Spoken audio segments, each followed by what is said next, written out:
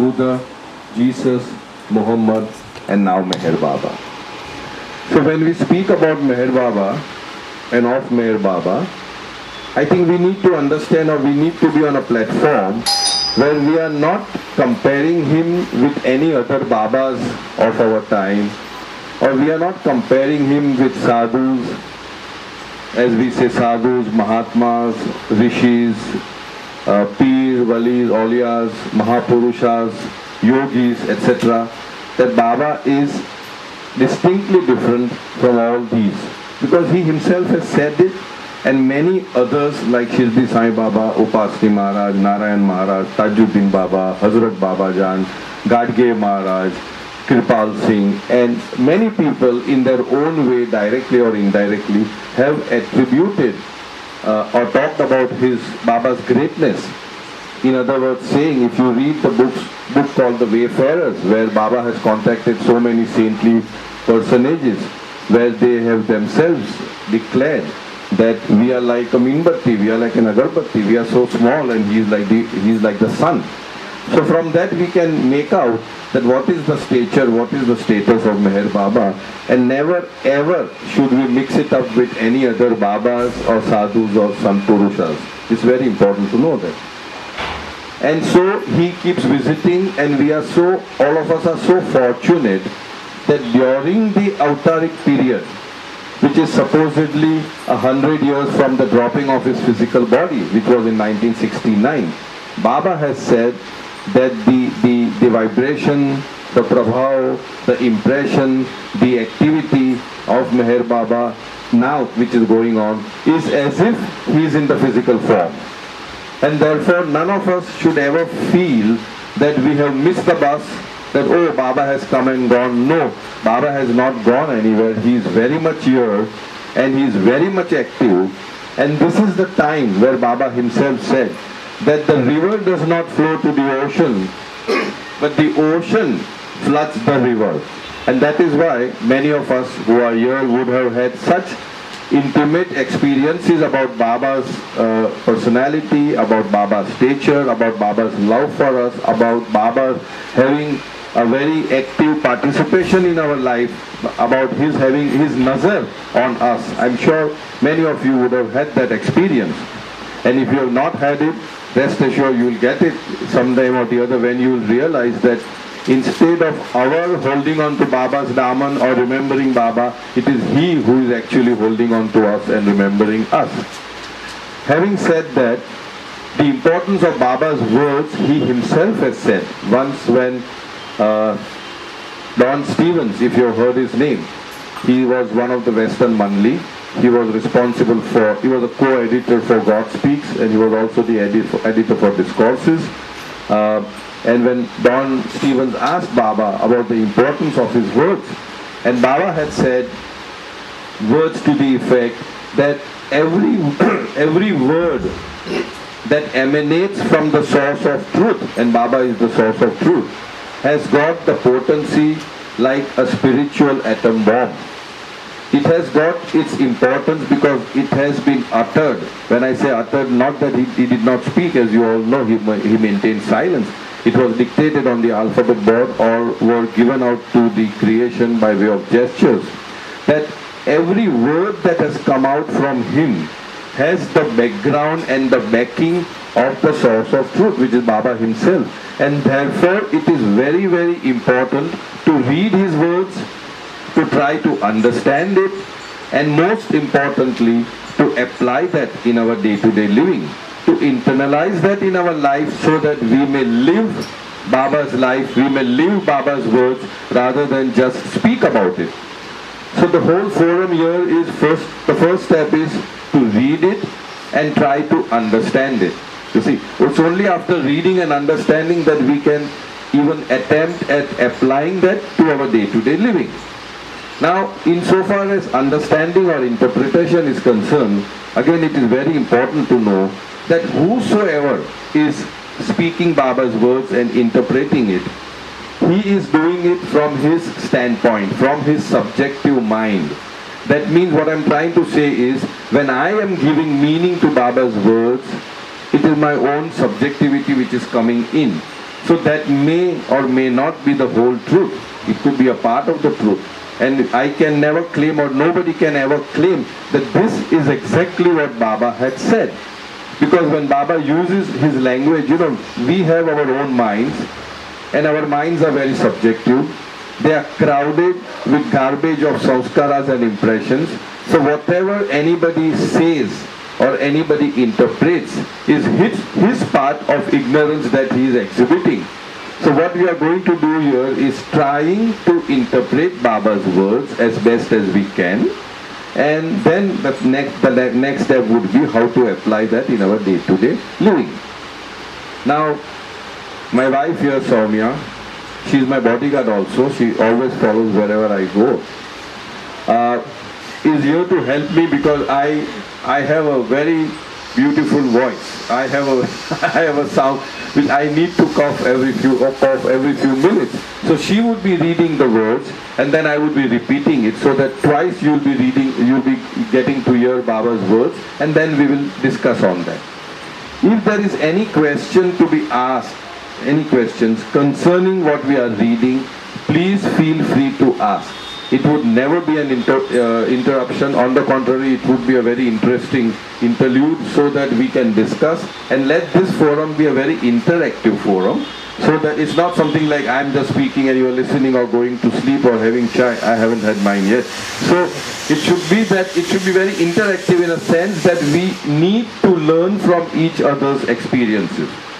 As much as I have come here to speak Baba's words, I have also come here to learn from each one of you, so that let it be an interactive session. So should we start with the foreword itself? Yeah, okay.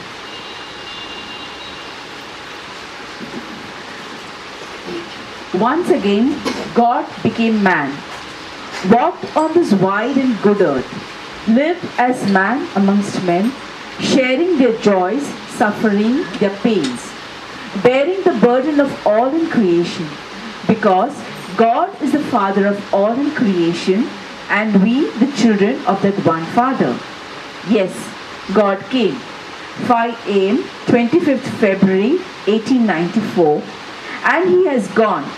12:15 p.m., 31st January 1969.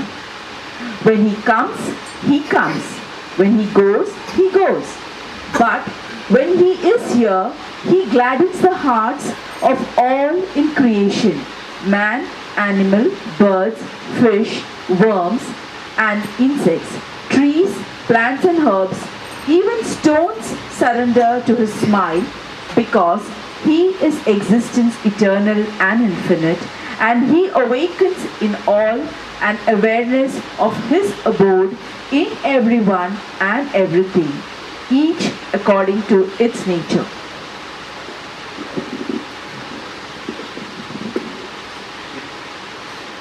Right. Now, I have this habit of butting in whenever she's reading and trying to maybe put some more words to it, in a sense make it more interesting perhaps, or give some kinds of stories or anecdotes connected with whatever is being read. So here, of course, these are not Baba's words, this is the foreword. So once again God came, God became man. As I said, He has come as Zoroaster, Rama, Krishna, Buddha, Jesus, Muhammad, and now Meher Baba. Now He has said that the avatar never comes of his own accord. He never comes. It is the 5 perfect masters of the time that beseech Him, that call Him. And when they call Him, and when they invite Him, and when the avtaran takes place, when the avatar is born, He is born with a veil, so to speak. He is covered with a veil, so that the existing balance between knowledge and ignorance, between light and darkness, is not disturbed. Because if He were to be brought down in all His glory, then that would greatly disturb the balance. And so therefore this veil is put on by the 5 perfect masters, and at the appointed time the veil is lifted, and the avatar knows, oh, I am God, I am the avatar.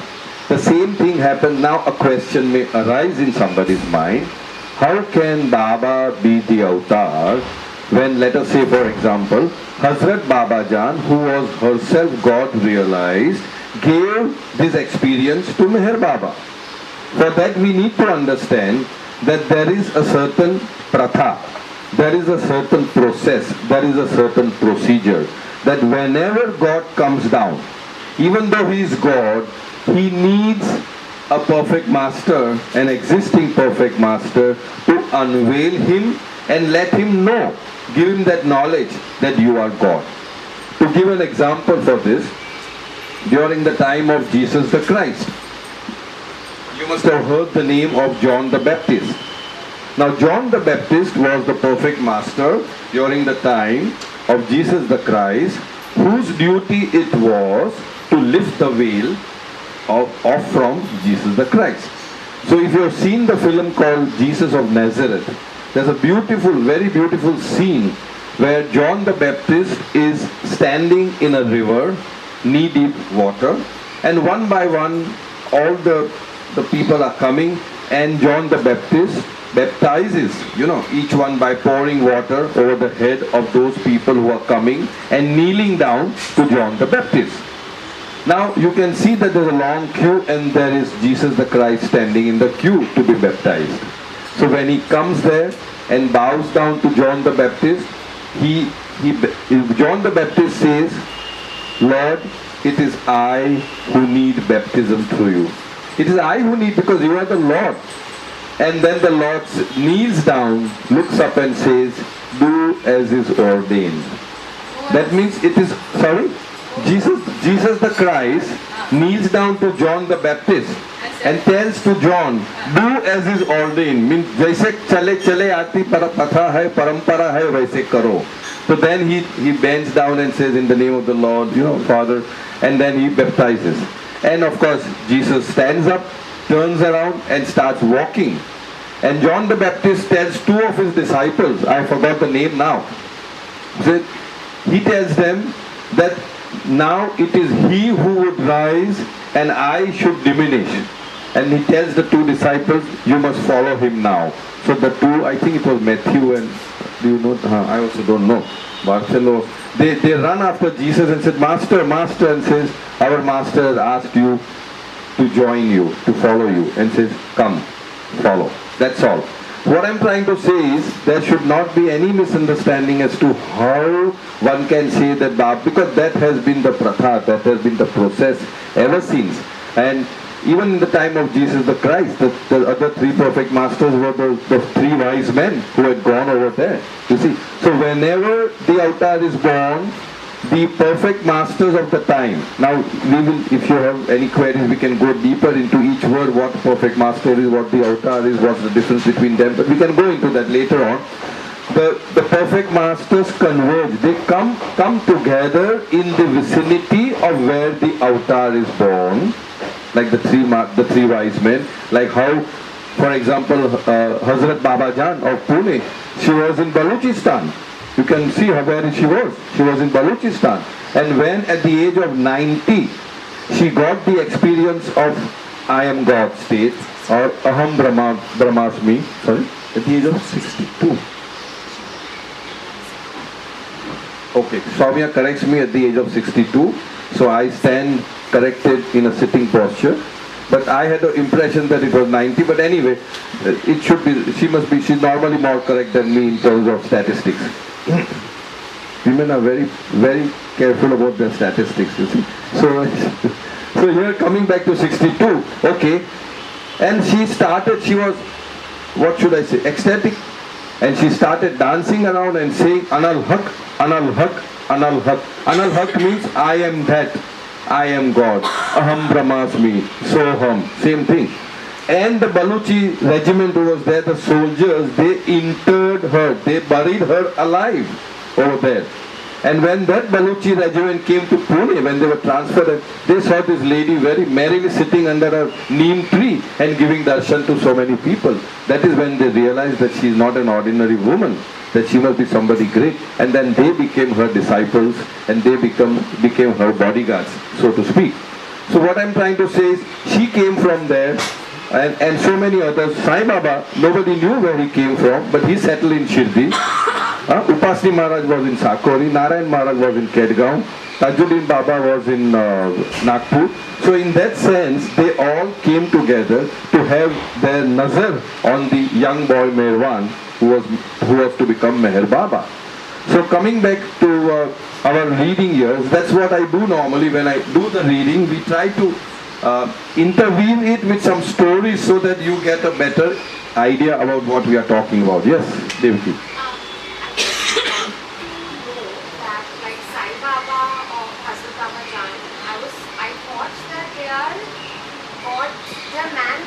They are man God, that's right.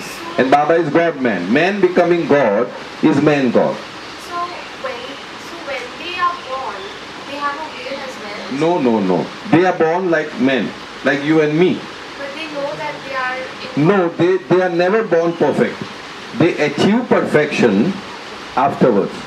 Nobody who is perfect can ever be born on earth except the avatar, because that is his prerogative and his responsibility and in a sense his headache, because he created the whole creation, that he is the only one who keeps coming over and over again. Other than that, all the perfect masters, Eknath, Namdev, Tukaram, Hafiz, the five perfect masters, Rumi, Jnaneshwar, all these were born as men.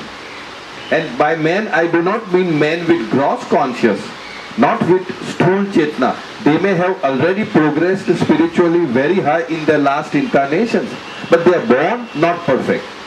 And in this life, they become perfect or achieve perfection. That is why it's called man-God, and the other one is called God-man. So the 62, Hazrat Babajan she had no idea that she's a perfect master. No, she wasn't a perfect master. She became God realized at the age of 62. God realization is not perfection. See, now we are digressing into little gully-guchis, as we say, you know.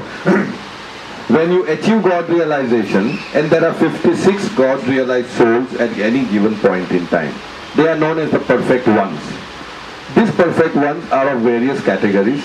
They may be Mazuds, they may be Saliks, they may be Kutubs. I'm sorry. Yeah, I know we are getting lost. I am also getting lost. So let's not go into so much of details right now. Because then again, what is a Mazub, what is a Salik, what is a... These are all beautifully, Baba has perhaps for the first time in creation given so much of details into the spiritual realm, you know, which nowhere else has been recorded earlier. Where Baba says, what is the state of a Mazub? What is the state of a Kutub? What is the state of Salik and what is the state of Kutub? In short, there are 56 God-realized souls and 5 perfect masters. We'll work on that maybe later on. No, not at all. So coming back to here, what we are doing is, okay, walk. Now I need my binoculars. Okay. Walk on this wide and good earth, lived as man amongst men. Lived as man amongst men means what? That although he had at his beck and call infinite knowledge, infinite power and infinite bliss. You know, infinite power, infinite knowledge and infinite bliss. He did not use any of these except for infinite knowledge, because Baba said that if I were to use my infinite power, you see, then how can I be helpless? Or if I were to use my infinite bliss, then how can I suffer? In my limited understanding, whenever the avatar comes, it is at a time when there is a lot of imbalance between the so-called good and the so-called evil. Why I say so-called, because in reality, in truth, in eternity, there is no good, there is no evil. When Baba was asked what is evil, his beautiful response was, there is no evil, it is only a lower degree of goodness. That means from the standpoint of Advait, from the standpoint of oneness, from the standpoint of truth, there are no two, there is no duality, there is no dui. So he sees everything from that angle and says what we consider as bad is nothing but good of a lower or lowest degree. Right? So coming back to what we were talking about is that there is an imbalance, and so he comes to bring the whole thing into a balance. And how would that so-called good and evil ka imbalance jo hai, how can it come to balance? By reducing the evil. Now how does evil gets reduced? By paying the price of the evil. What is the price of paying for the evil? Suffering. And who takes upon himself the suffering? The avatar. So one of the agenda of the avatar at any given point in time is to take upon himself the suffering, which is the result of individual's karma, and which Baba has taken it in no mean measures. He's taken it. We can go into that chapter in a different way. But here, why I said this is, he lived as man amongst men means he did not use his powers. He did not use his bliss. He suffered and constrained himself and bottled himself and brought himself into the bondage of the laws to which men are subjected to. Means he worked according to the law. He subjected himself according to the law, and therefore there is so much of suffering for him. Means having no need to come, he has come. Being entirely free, he freely binded himself and got himself into a bondage. So that is what I meant by when the writer here forward is saying that he lived as man amongst men, sharing their joys, suffering their pains, bearing the burden of all in creation, because God is the Father of all in creation and we are the children of that one Father. Baba had said that when the avatar comes, he is not only a man amongst all men, but he becomes everyone and everything. Means for an animal, he is an animal. For a fish, he is a fish. For vegetables, he is a vegetable. It's like that. But we, having very limited perspective or a sight, we only see him as man. But all the other species also see him as that. Just as a person on the higher planes of consciousness, say the subtle plane of consciousness, which we'll talk about maybe some of the time, sees him as a subtle conscious human being. A person on the mental plane will see him as a mental conscious human being. A person who are perfect will see him as a perfected human being. So as is the nazar, as is the eye, so is the image of the eye. Understood? So he became man amongst men and he lived for all the creatures. Yes, God came 5 a.m. 25th February 1894. That was his birth time and date. And he has gone 12/15, 31st January 1969. And when we say gone, it only means that he is not visible to us in a physical form. But he can never go. Baba had said that there has never been and there can ever be even a microsecond when he is not conscious of his creation. When he is not conscious. Because when Baba would go to sleep, we call it a sleep. Baba says he never can sleep like how we sleep. Because when we sleep, we go into a sound sleep state. And when we go into a sound sleep state, what is the state? That is the exact same state of God in the Paratpar Parbrahma state, or the beyond state of God, or the Varaul Vara state of God, which means where God is but consciousness is not. We are actually meeting God every single day. We are in God. We can never be out of God because God is infinite. There is nothing outside God. We are all in God. And therefore Baba says that every single day when we experience the sound sleep state, that means not the dream state, we are talking about where I am. But the consciousness that I am is not there.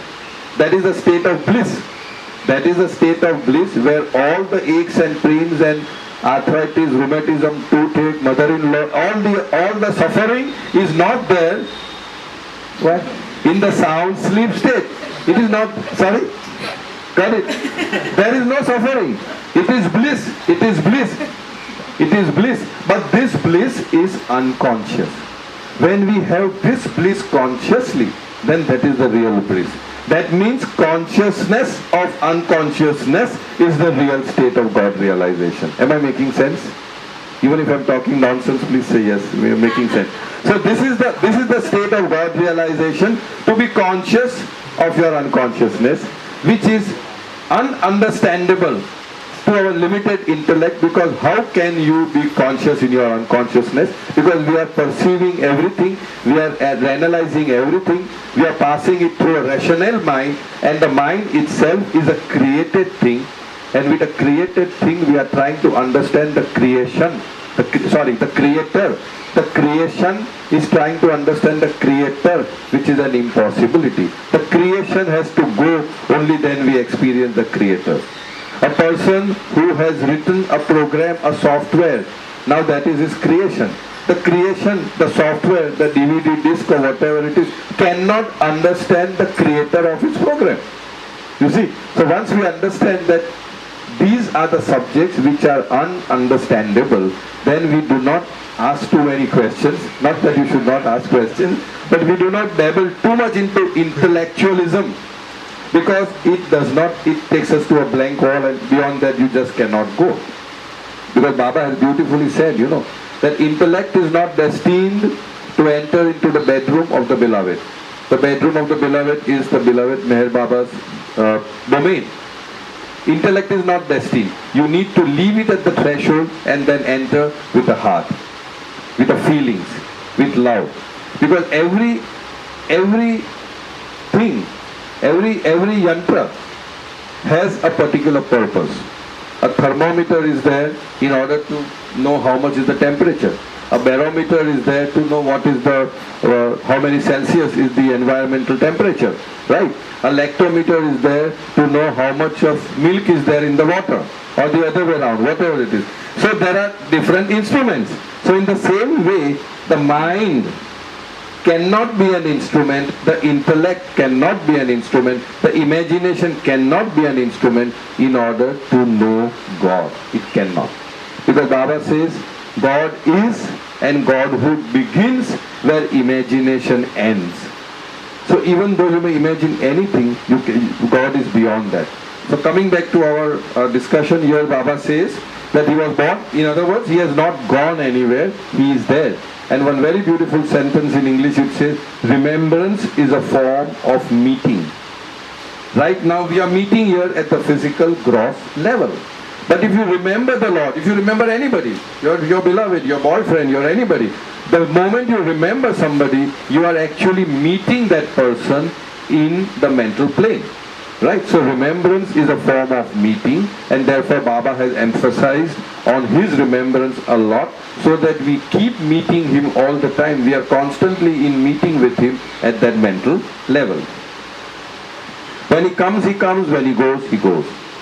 But when he is here, he gladdens the hearts of all in creation, men, animals, birds, fish, worms and insects, trees, plants and herbs. Even stones surrender to his smile.